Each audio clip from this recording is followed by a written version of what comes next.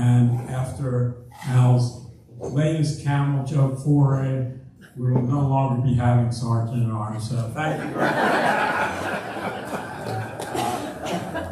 No, actually, Rob Maitland is supposed to be Sergeant at Arms. Here he is.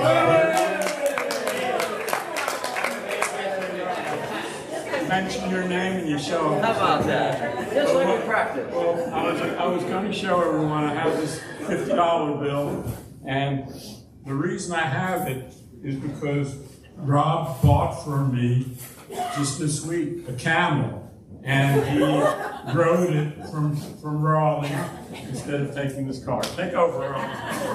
So I hear you guys are desperate for Rotary Sergeant of Arms that doesn't include camel jokes. Sorry I'm a few minutes late, but that camel held me up there. You know, I was talking, we're doing some renovations at my house, and so I asked the contractor not to put any carpet on the steps, so he just gave me a blank stare. All right. Well, I wanted to tell you guys, some of you know that last week I was up in Canada for the Rotary Curling World Championships. I didn't know how to do a PowerPoint, so I wasn't able to do that, but I'll try to post some pictures on our website. But, you know, it's really a great experience. If you haven't gotten involved with Rotary on an international level, you're really missing out on the best part of Rotary. Rotary has what's called fellowships, which are essentially clubs of different interests. And this is particularly it's curling, but there's over 100 of them. Anything you're interested in, golf, tennis, sailing, yachting, anything like that. They've got all of these things, and it gives you opportunity, like I did last week, to be with people from 4 or 5 different countries. We see each other now regularly, at least on an annual basis, so you start to make friends. Part of our program was we got to have homestays with people. We got to go and have dinner at their homes. This is really, I've been involved with Rotary for 20 years, and to get involved at this level is really special. One of the things that was great about it was we had a guy named Bryn Stiles, who's a trustee of Rotary International, and is also on the director of Rotary International. And he gave us a great talk, and I thought I'd just quickly tell you what he said. He talked about the history of Rotary, and he talked about the values of Rotary. And the first one is fellowship. That's the first value. Everything we do here is based on fellowship. There's no service, there's no anything without the fellowship. If you think about the 4 first guys that got together, that started the Rotary Club, that's what that's all about. And these fellowships are a big part of that. The second value is service. Once they got together, hey, what are we going to do? The third is integrity, which is our 4-way test. It was really interesting this past week. I had a couple of people from other countries, and they refer to the 4-way test way more than we do. They say things like, well, you didn't pass the 4-way test with me, or that doesn't seem like that was what a 4-way test. Very more at the upper level of their consciousness than I think it is for us. The fourth value now is diversity. We were slow on that in terms of gender diversity, but we do a great job with age diversity, don't we? But that's something that Rotary's trying to lead the way in now. And then the fifth thing that I don't know if we give ourselves enough credit for is we develop leaders. Rotary's develops leaders. We develop it here in our clubs, we develop it with our global grants, and we're lucky enough to have one of the 6 peace centers right here in Durham, which is another great place where we develop leaders from across the country. Rotary is just a great organization that provides instant commonality no matter where you are in the world. It's a humanitarian force. We're able to do things that churches and other NGOs just really can't. So the good news is that yes, I've committed myself to get involved in the international level. The guy who grew up in Southern California and lives in Chapel Hill is now the president of the International Rotary Curling Club. How do you that? 2 years from now, we'll be in Scotland. Scotland, curling in a castle where they've converted the dungeon into a curling rink, which sounds really great. We're going to go to Dublin for 2 days before that. And then we're bringing the Worlds here in 2028 right to Durham. I hope that all of you participate, providing homestays. I'm going to try to make this a big event on an area level, and I'm hoping East Chapel Hill Rotary will be a big part of that. So thank you guys.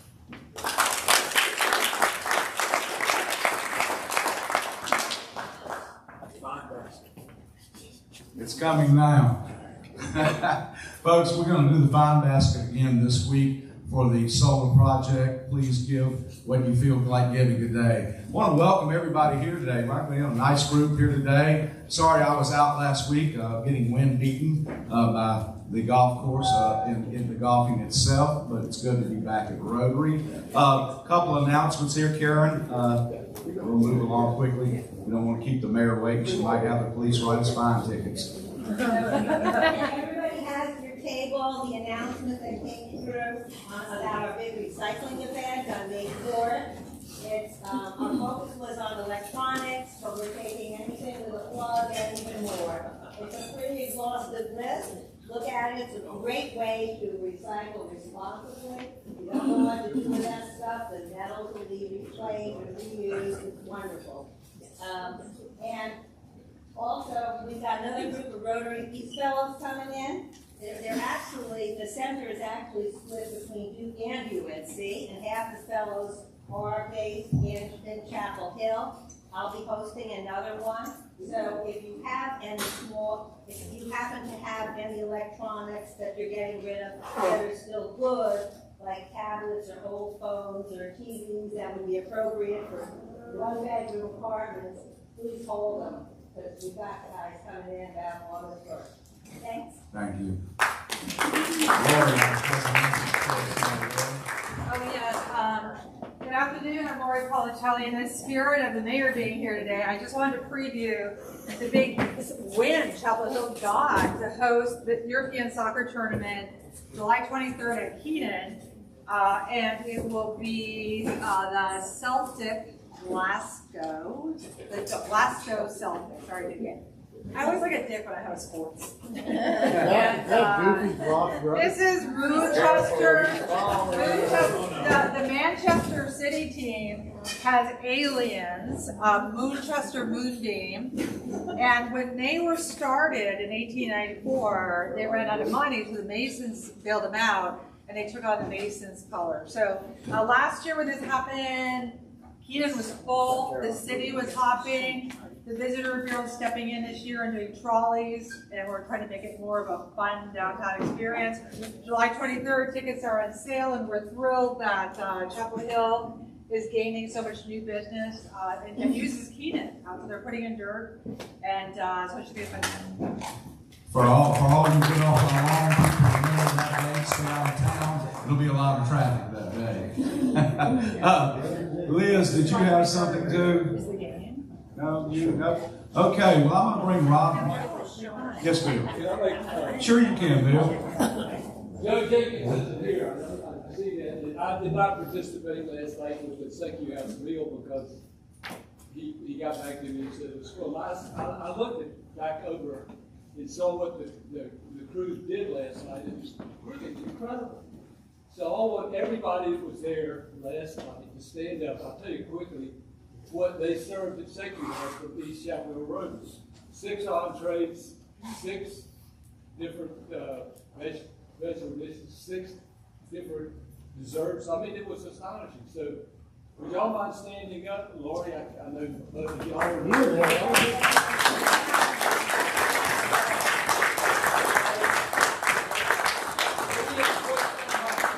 This club, we had 21 people.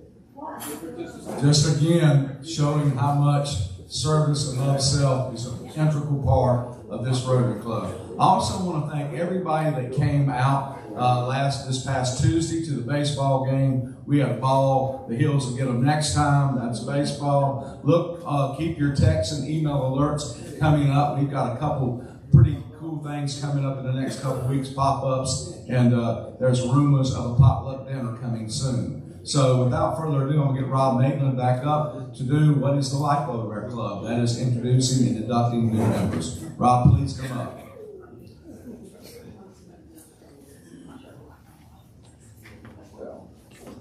Working you and the camel hard today, bro.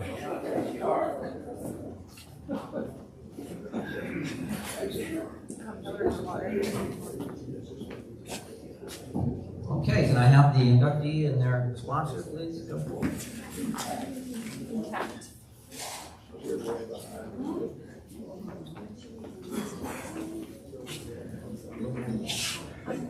We have the best secretary ever. My God, and she already has the badge. How about that?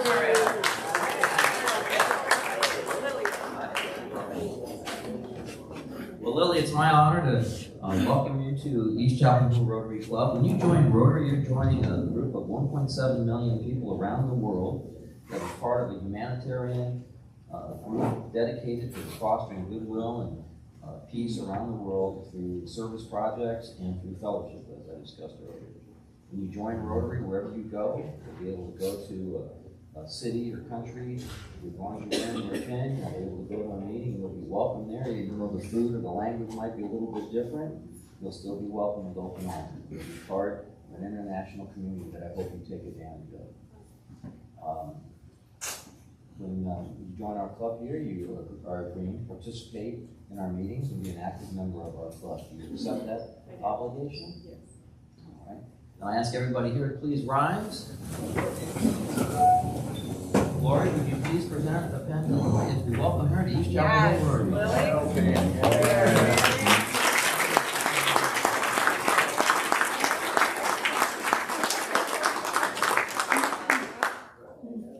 right. Congratulations. Good afternoon. Lily, would you like to take a minute to introduce yourself? Sure. Hello. Okay, there we go. So yes, Lily Engelhardt. I'd like to extend a special thanks to Lori Policelli and Pam Herndon for their sponsorship of my membership. I'm really looking forward to getting to know everybody here. A little bit about me. I'm originally from Chicago. Spent a couple of years in Nigeria growing up as well, riding horses across the plains and chasing snakes through the grass, and managed to survive the journey. But it did kick off for me an important kind of lifelong desire to get to know other cultures, to understand and see different ways of approaching life. But from then, I spent most of my career in investment banking and strategic planning, primarily for technology companies in the US and in Europe. And met my husband in New York City, where we started a little family, and soon realized that for us, as much as we love the big city wasn't a great place for our little family. So we made our way in a circuitous route through Basel, Switzerland to Chapel Hill. So we've been here since 2009. Our kids have grown up. We have two kids, Sophie and Dylan. Sophie is a senior. They're both at Chapel Hill High School. And she has decided to launch her college career in Japan, where she just got accepted to Waseda University in Tokyo. And our son, Dylan, is a sophomore, and he might not be quite as adventurous, but he plays music, plays the trumpet, plays in the marching band, and all sorts of good stuff. My husband and I, we really want to get more involved in the community. We enjoy, meeting new people, trying new places, what else can I tell you? I love racket sports, I love tennis, and I love pickleball. I'm not very good at either one, but I love to play. So thank you for your time.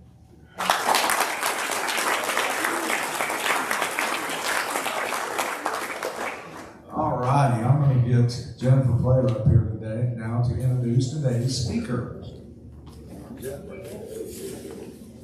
Hello, everybody. Well, I'm going to be very brief because you have lots of information there about the experience and background of Chapel Hill's Mayor, Jess Anderson. But I'm going to tell you two fun facts that I don't think made it onto the bio that I learned recently. One is that Jess is only the third female president to, aspirations. Next step. The third female mayor of throughout the town of Chapel Hill. And the first who actually was on town council while she was expecting a baby. And I remember many town council meetings during COVID where Jess was there at her home on video and her children and babies were around and made me feel very seen also as a working mom. So please welcome up Chapel Hill Mayor Jess Anderson.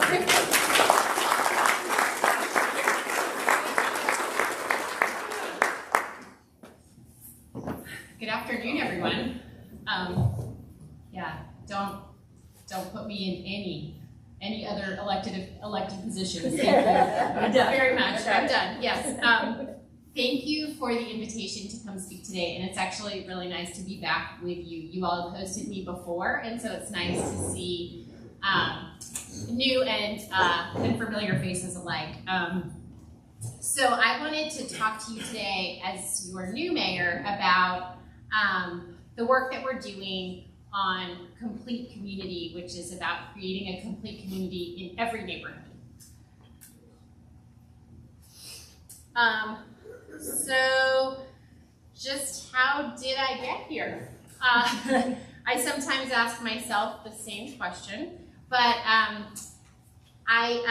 Jennifer had suggested that I share a few things with you about kind of insights about my first few months, and I'll begin by sharing that it's been quite the journey since 8 years ago when I first ran for town council. As Jennifer mentioned, I became pregnant while I was running in my first election. I did not know that I was pregnant, or else I would not have run. And so then I asked my husband, who was my campaign manager, if I could drop out, and he said, no, people gave us money. So I thought, well, at least the good news is nobody knows who I am, and I'll lose. Well, that didn't happen either.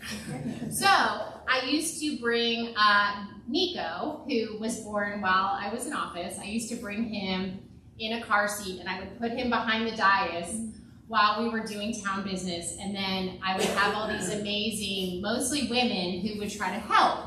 And so there was a time when I went in the back to see what was happening with Nico, and my now Chief of Staff, Jeannie Brown, along with two wonderful women in the community, were trying to change Nico's diaper. And they couldn't figure out how the onesie worked. So I just came back and he had his legs up in the air, and I said, guys, thank you so much. I'll take over from here. What really was amazing to me was the number of people who jumped in to help. We actually got a lactation room at Town Hall because I was there, which I very much appreciated, and now it's there forever. So we broke some barriers, but also it was truly a team effort to get me where I needed to go at any given moment. So there were times that I couldn't be present for a vote, or things were going on with my kids, and yes, there were times that I was not the most elegant town council member on Zoom because I had babies in my lap or there was yelling in the background, so all the parents felt very comfortable with me at the helm. I took office back in December as mayor, and true to my word, I have been working hard to make Chapel Hill government more transparent and accessible to everyone. My first step was to move meetings up an hour so that our business is done earlier. I also worked with our staff to get materials out earlier so that people can see what we're doing and they can follow along more easily. Something's flashing. Is it me? But really, I think the biggest change that I've been working really hard on is making our work all around a policy paradigm, that we make decisions based on good information, analysis, and then you know what, we may not get them all right, but at least we can justify what we've done, that we've analyzed it, we've thought about it carefully, and we have good information and data. At the same time, we've really been working hard to improve our town communications, and it's not easy. Communications is hard in itself, but also in a time when local newspapers are not getting the funding that they need, that we don't get information out as easily, and people are overwhelmed with the amount of information they're getting in all the time. We have a 24-hour news cycle and everything is online and you're getting emails from everyone. So trying to break through and make sure people know what's going on is really challenging. That being said, our formidable former library director, Susan Brown, has taken on the role of Director of Strategic Communications. And if anybody can wrangle it, Susan can. So we're really excited that we're already beginning to see some really good changes. I have not had a chance to use the big scissors yet, but I am very excited to cut the ribbon on the new Estes Bike Ped facility that is going to open soon. I promise you, I know you've heard this before, maybe if you live around here, and I live around here too. We are expecting that Estes will be open for both directions of traffic in May. Now, I know, I had a resident call me and she said, if you open on time, I will buy you a bottle of wine. And I said, if we open on time, I will drink the wine with you. And then our town manager said, I might have to buy you both wine. So we're apparently planning for a lot of drinking coming up because we are so excited about that facility opening. And I know it has been a long haul, but it is really going to be amazing. It's going to be safer. It's going to get people out of their cars. There are 2 schools over there. There's a YMCA. There's going to be some new restaurants and things coming up on the corner of MLK and Estes. MLK and Estes. And so having ways for people to get around without getting in their cars is going to be a big deal. My second campaign promise, and the top priority for me, is the implementation of the Chapel Hill Complete Community Strategy, which the Town Council adopted in 2022. And this is really something near and dear to my heart. I have spent many, many hours trying to make sure that this happened, that it got through, and council did vote for it unanimously, which was really exciting after a lot of work with an amazing consultant. Complete Community came out of a joint housing needs assessment with the university. And that was in 2021. Yes, 2021. Truth be told, it also has its roots in the Blue Hill District. With help from a world-class urban design expert and planner, we faced up to 3 hard truths, which I think need to be at the forefront of every conversation we have about growth and development in Chapel Hill. The first, we are already an exclusive place. We were built around an amazing university, but we are not a place that's accessible for everyone, and that's been the way it's been for a long time. And it doesn't mean that we don't love Chapel Hill, but we do have to be realistic about that. No one, including council, staff, community members, has been happy with the planning processes or outcomes. We have seen things happen quickly sometimes that haven't been all that great. We've seen things take a really long time for outcomes that could have been better, but we think are okay. But in a lot of cases, everybody involved in the process, from residents all the way up to elected officials, have been really frustrated with the way things have been happening. And sometimes we've made it really difficult for things that we know we want, like affordable housing. The third is that Chapel Hill has a difficult urban form to remediate. So it's Chapel Hill, which means that it can be very difficult to build in a place that has a topography that's very complex. This is not the easiest slide to read, I'm well aware. I'm going to give you the idea, and you are welcome to go on our website, and I can send you the slides if you really want to read every single little dot. But we centered our work around creating much needed housing with commitments to building 485 new units a year. We also focused on a transformative part of the plan, which is the creation of 25 additional miles of greenways and building housing along greenways. So greenways are no longer just for recreation. Greenways are for transportation. If we are going to densify Chapel Hill, we cannot add that many cars along with new people. So we have to give people, including students, but not just reserved to students, ways to get around town. And this means that every place being complete means that you can walk, bike, or roll to the things you need for your daily life.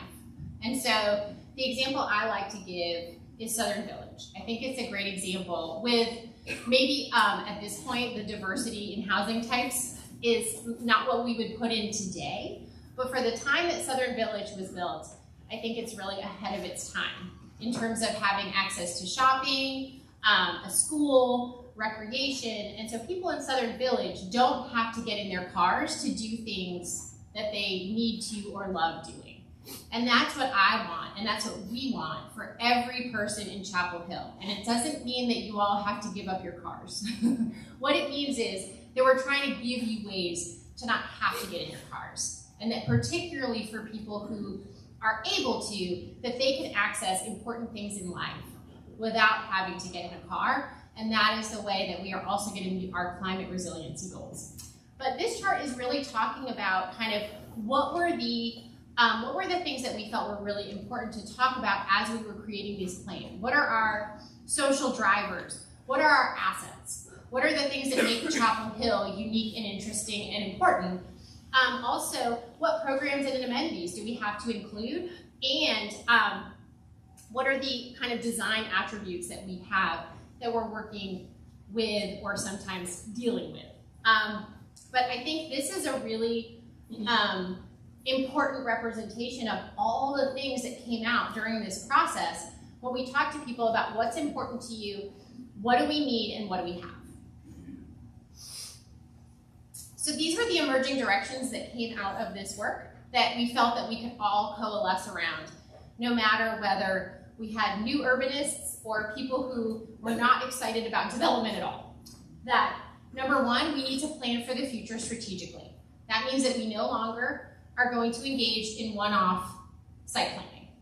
Often, and any of you who have been part of any development review process in Chapel Hill, probably ever, have noticed that we have let developers come to us.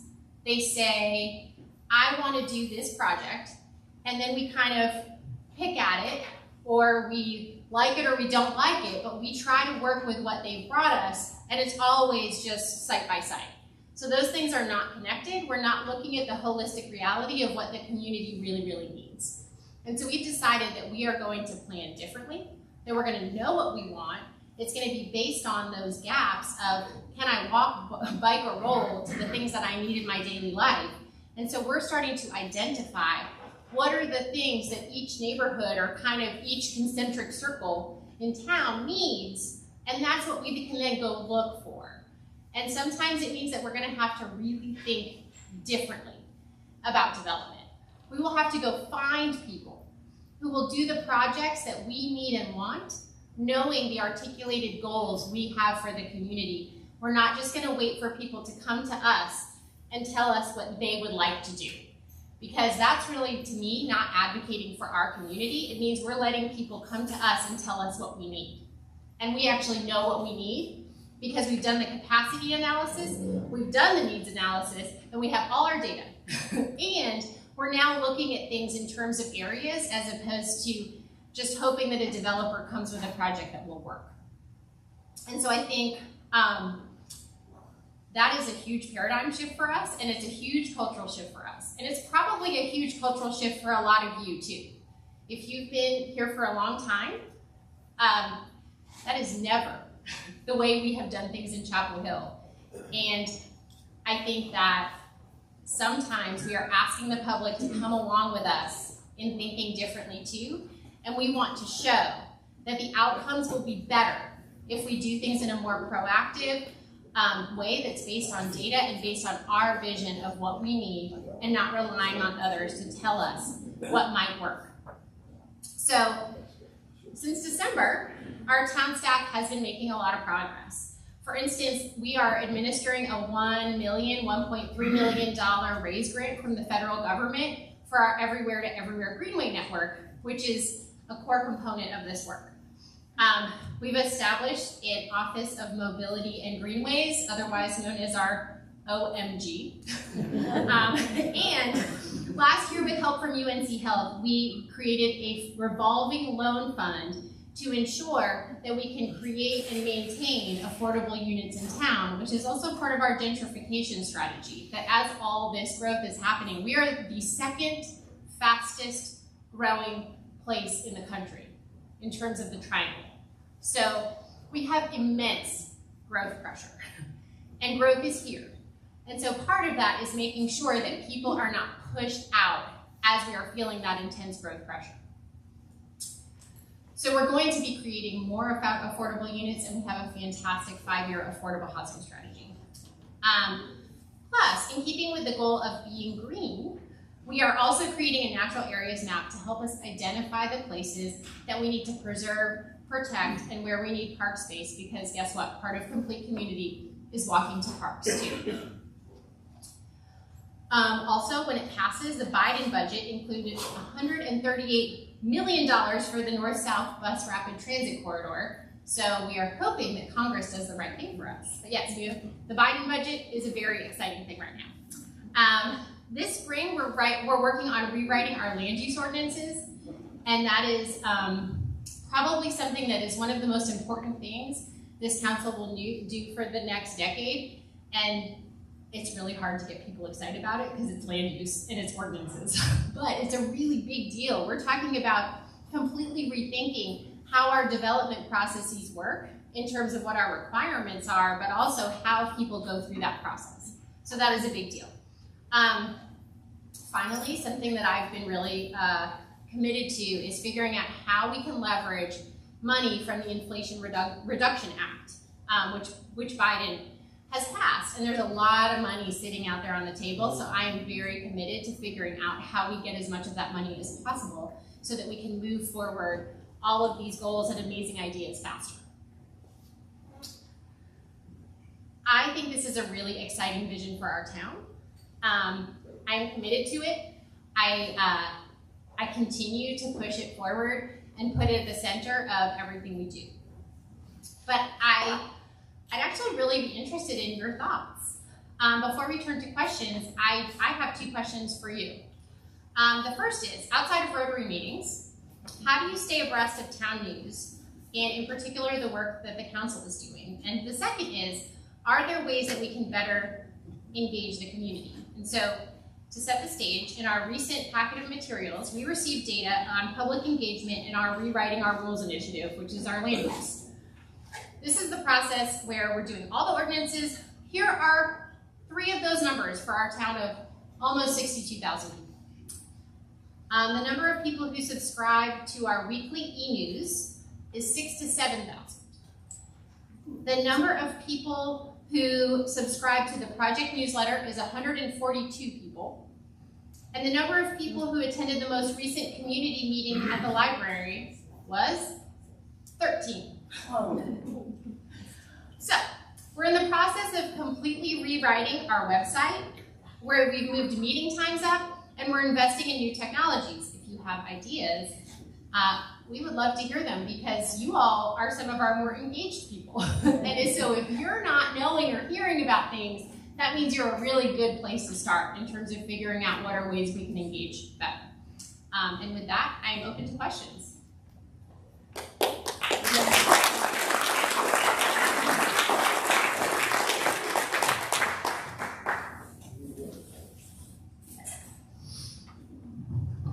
Thank you for that. I love the emphasis on the greenways and our green space. I just wanted to bring to your attention the fact that a lot of our green areas are full of exotic invasive vegetation. Yes. And it's getting worse and worse, and someone just needs to have that on their radar screen. So I'm really glad you brought that up. One of the things that we're doing as part of our land use rewrite is that we can set regulations around what type of species can be planted, and so that is something we've already requested, that we make sure that anything that any new development puts in would be native, so that we're not having to go and pull out kudzu and be constantly clearing out things. But yeah, thank you for that. Yeah, I have 2 questions. Sure. First one is, I know on Franklin Street during COVID, and rightfully so, we made 2 lanes rather than 4. Are we going to switch that back to 4? Well, it's a good question. We are actually just now doing a whole streetscape design, and so I don't have the answer to what we're going to do downtown, but it's going to be some really excellent planning. It's really exciting. We're looking at the Great Streets program from other communities and ways that they have reinvigorated or brought new life to their downtowns. And so we're trying to go by best practice, and a lot of that is going to be really nice wide sidewalks, making sure that people feel engaged by the environment so that the first level is always activated. There's a lot of things we can do, and I think one of the questions is going to be, you know, can we consolidate parking in places so that the street can be a place for people as opposed to being a place for cars? Well, and that kind of brings back to my second question. Actually, I think parking on the street is part of a small town. Get rid of that. We lose the small town feel. But the other thing, I've been here since 1982, and there used to be free parking. And between that and the narrow streets, myself and a lot of people I know avoid going downtown Chapel Hill, where we would support like Elaine's and Lily's, all the local businesses, but we don't as much because of all this. Yeah. Well, so here's another place where I am not the expert on it, but I've been to enough of kind of the work that's been done. I can tell you a little bit about the idea, and then I think it's really important for you to engage with this work because it's happening now, right? So here's what I've seen, is that this is another really big paradigm shift. And when I moved here, I was really used to being able to park right in front of where I wanted to go. And I think a lot of us really like to engage with places in that way. We want it to be convenient. We want to be able to drive up and pick up our takeout or jump into a restaurant. And I think where we are moving to is different. But I think if you see some of the concepts, it's hard for me to kind of paint a picture for you in this moment. But when we are able to consolidate parking in ways that it's not a long walk, and of course there is some parking for people who have mobility issues, you know, for people who are jumping in and out. But when we actually make streets about places for people, it becomes much busier, it becomes more exciting, and then there's actually more things to draw you downtown. So I would say before you give your final judgment, I would say check out the work that's been done. There are some really cool best practices of places that have made changes, and then they have looked pre and post to see how activated the space was. I can't promise you that you will love what our staff and what the community comes up with, but I can tell you that there are really, really great ways to not get rid of parking. We're certainly not getting rid of parking. In fact, we just spent a lot of money on a new parking deck. So that's not going away, but asking you to walk a little further means that we can have cooler spaces. I totally agree with you. I understand that. And that one, I mentioned these. With our tax base, we shouldn't have to charge for parking, in my opinion. Well, our tax base, interestingly, our town is actually in the middle of North Carolina in terms of our tax burden. Now, you live in Orange County, which is different, but in terms of the town, we are actually right in the middle of the amount of taxes that you pay compared to other North Carolinians. That being said, if we want to get people out of their cars, there are some things that have to change. And that is not always my most popular message. I'm well aware. But paying for parking is one of the ways that we actually disincentivize people being in their cars. And so if one of our carbon goals is around getting people out of cars, charging for parking is one of those ways. Now that being said, it doesn't mean that we're going to charge New York City rates for parking. In fact, one of the things that we're doing is we are balancing our tax base, and we are making sure that taxpayers don't pay more because they do pay a little bit for parking. It means that it pays for the parking decks, it pays for the infrastructure so that people who use it pay for it. People who don't use it don't have to pay for it. But it is a new way of thinking, I know. Hi. Hi. Lovely presentation. I'm wondering if you can talk a little bit about the ordinance rewrite process. Sure. Is there a model you want to follow? The challenge is a lot of cities go through this, you know, that they want this global outcome, but individual property owners have an inherent right to develop their property to the extent the law allows. And you know, somehow requiring that something else happens off their site can be unfair. So North Carolina is certainly a place that is very friendly to property owners. So I don't think that we're ever going to come out with an outcome where property owners would not be able to develop their property. It's North Carolina state law. And so in fact, there are states that actually have many more restrictions on property owners that it depends on your perspective. We either don't enjoy those or we are not subject to them. But we are really trying to have this be tailored to North Carolina and to Chapel Hill in particular. But that doesn't mean that property owners can't do things on their property. In fact, what we're trying to do is incentivize people to do things that we want. So at the heart of the LUMO rewrite process, which is Land Use Management Ordinance rewrite, is we are very well aware that we cannot break North Carolina law, and that we are going to have to find ways to make it more appealing for people to do projects that we want than projects that we don't. So it really is a lot about carrots, particularly in North Carolina, and not as much about sticks. But we have some really kind of tried and true ways of making it more appealing to do a project that we want. So you can get through the process faster. You can get, various kind of, we can figure out, depending on the property, based on what we want to negotiate for what we want, and we also want to make it really easy to do that and kind of harder to do the other thing. But no, we cannot tell property owners, certainly, that they have to do a project. It's about working with them, and a lot of our developers have been really willing. If we tell them what they want, they will do it. But if we don't tell them, they're just going to bring things that make money. It's a great question, and it's not perfect. Hi. Thank you so much for your hard work and bringing to the story being pregnant, the children, and all that. It really shows the challenge that you have as elected officials these days.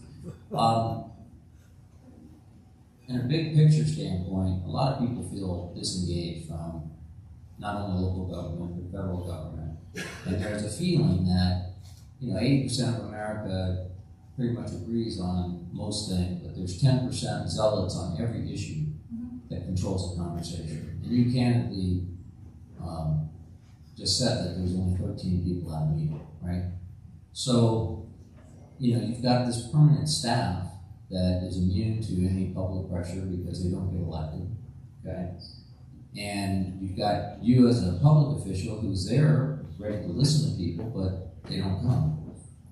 So how do you guard against the zealots, the people who have a invested interest in the game? For example, the question about the roads on Franklin Street. We've dedicated a huge amount of space to bicyclists. How many are there? 100, 200 in the whole town? And we, instead of using them for other purposes, someone made the decision to do that. And I'm assuming it's someone who would like bicyclists, because somebody advocated for that, right? I'm not making an opinion one way or the other, but I think Just Fair's a good one. How do you represent the 80% of the folks who are paying the taxes, living here, been living here for decades, and they don't show up to meetings? How do you make sure as an elected official, and again, I'm not making any judgment, I'm just wondering, that's got to be very challenging, because a lot of people are just zoning out these days, and they'll sit around and complain, and no matter what happens, they're going to complain about it, but nobody takes the time. But then again, as an elected official, when you say something about it, say, well, you come to the meetings, get involved, get the meetings, get involved, so how do you protect you can get there. But no, I understand your question, and it's a good one. You don't sound like a huge bike fan, but I love bicycles, but just not on Franklin Street. All right, I've got a business on Franklin Street. I want people to be able to get there. I promise you, I'm kidding. It is wildly imperfect. Certainly, there is no way to ensure that we are always representing every single person's interest. Certainly, and whatever we do, somebody is actually going to be unhappy. So. We call it my reptilian skin that I have built up over many years, where, I think actually, when we talk about bike lanes, for example, I'm actually excited about greenways and bike lanes, and trust me, this is not the body of a biker, okay? But the point is that it's about long-term goals. I'm planning for the future. I'm not planning for the however many bikers there are today. I want infrastructure in place so that the younger people who are moving here, the seniors that are moving here, have the infrastructure they need for the future, and that is also responsive to a climate change, emergency. And so I'm actually trying to make decisions that are meeting a lot of interests. I try to talk to as many people as I can. I'm here, so this is the way I talk to folks who maybe aren't at the library with me, is that I try to get out and hear from as many people as possible. But certainly, the people who, on some level, have an outsized amount of input are the people who show up. And that's something that we're really trying to work on too, is how do we engage people who are traditionally underrepresented in government decisions? How do we reach out to them? How do we go and find them where they are? Because you're right, 13 people at a meeting is not going to inform a great decision, right? And so we have many, many other ways of engaging with folks that doesn't require them to come to a meeting. But I can promise you that on any given day, any decision that we as a council make is based on 9 of us going out and talking to lots of people, getting the staff to give us input. And the staff actually has a lot of public pressure, but you're right, they're not elected, but they get plenty of pressure from the public. But I think that is part of civic engagement on a level where we do need folks to show up, be it virtually or otherwise, and talk about the things that are important to them. I can commit that I want to hear, and I'm very interested in what people's opinions are. It doesn't mean that I can make everybody happy, but it certainly means that everybody should have a voice in town hall and everybody should feel welcome there. I cannot fix the phenomenon of modern politics where there are really extreme voices out there that do take up a lot of room. I don't find myself to be one of those kind of extremists, and I try to think about what are the things that are really important to people and what are going to make people's lives better. But on any given issue, it may make people happy or not, and it's kind of all part of the glamorous work of a local elected official, certainly. But it's what we do. As one of the 100 bicyclists in Chapel Hill, I would actually love to see functional bike lanes in town, because right now those bike lanes, the way they were designed, are really delivery truck parking lots. So trying to ride through town is a bit of a task. Those were meant to be very temporary during COVID. We were allowed some additional powers during COVID to go into a state-owned road. And so those are not kind of permanent infrastructure, but go figure, in the same room we have someone who wants bike lanes and someone who doesn't. Like, that's how it goes. I saw a survey about the bond issue and what things you want to have on that. I participated in that, and affordable housing and recreation, but it had fire stations on it. And I've seen all these apartments going up, high-rise apartments. Is that putting, are they gonna have to redo how they are ready to do fires, have to have more ladder trucks? Is that what that's about? Well, no, but actually I'm glad you brought up the bond. That's another thing we're working on. We're talking about a $50 million bond. It will not involve a tax increase. We have the debt capacity to cover it. And there are a number of community needs that we are trying to meet. One of them is especially 2 of our fire stations. It has nothing to do with the height of buildings. That's in the apparatus, like the fire truck. We actually have fire trucks that are quite outdated as well that don't even carry water. So they can't, as a first responder, they can't pour water on a fire. So we have to update some trucks anyway, and we have a plan. We have a vehicle replacement plan for that. But our fire stations are 40 and 50 years old. Some of them have sewage coming up through the floor. They don't have reasonable places for firefighters to sleep. They don't have reasonable and functioning kitchens. Our fire stations are an incredibly immediate need that in order to recruit and retain staff and to treat our staff the way they actually should just be treated because they work for the town, we need new fire stations. And that's just because they're old. Question. Whoops. Is this turned on? Here. Where's that? I pushed the button. Okay. So I have a question about the bike lanes. I think everything that you said today is a marvelous aspiration, which also described the difficulty that we have here at Chapel Hill, Because we're not starting from scratch. No. Wouldn't we love to be able to do that? Wouldn't we love to have a town square, for example? We don't have any of those things. I've had homes in a couple of communities where there was sufficient planning that the bike lanes were separated from the roads by landscaping.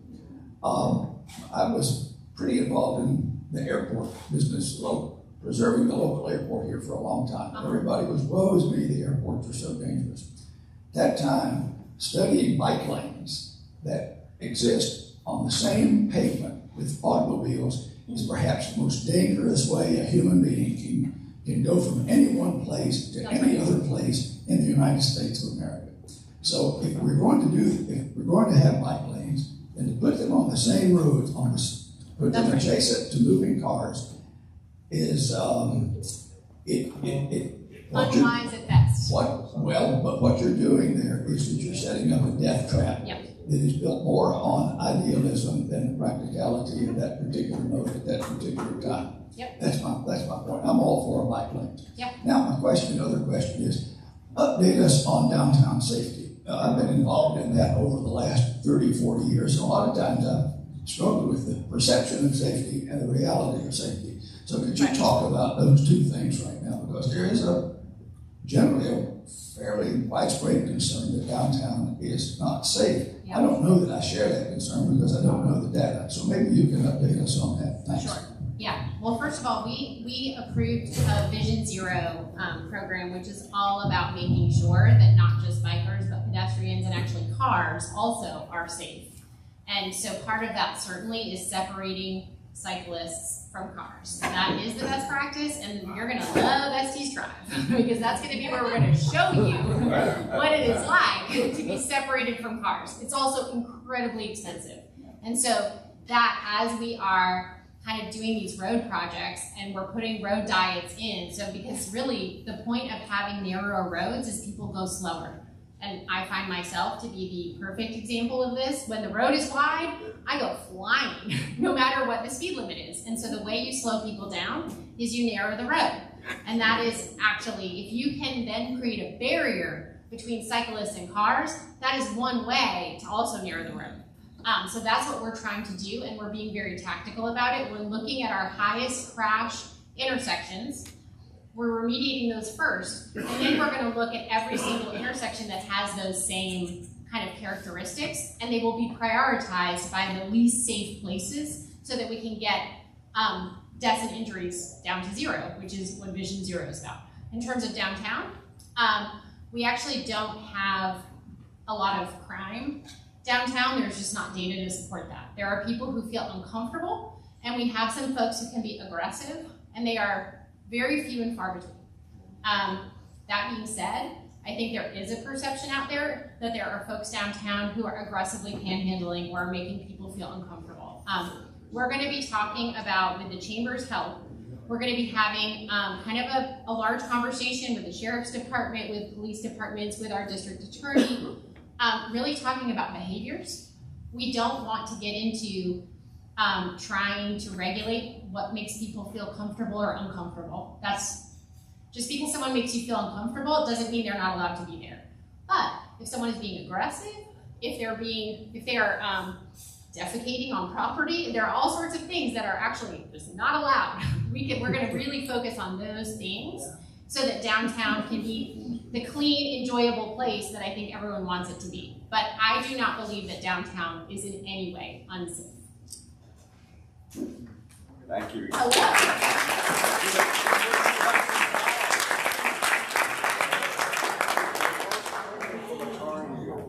I know where this comes from. Do you really? Linda Sanders is behind this. I know all about this. Thank you so much. Listen, Linda Sanders is on you. You don't have to tell me to join. Much nicer. Impossible. Folks, we're a wrap. Thanks for being here today.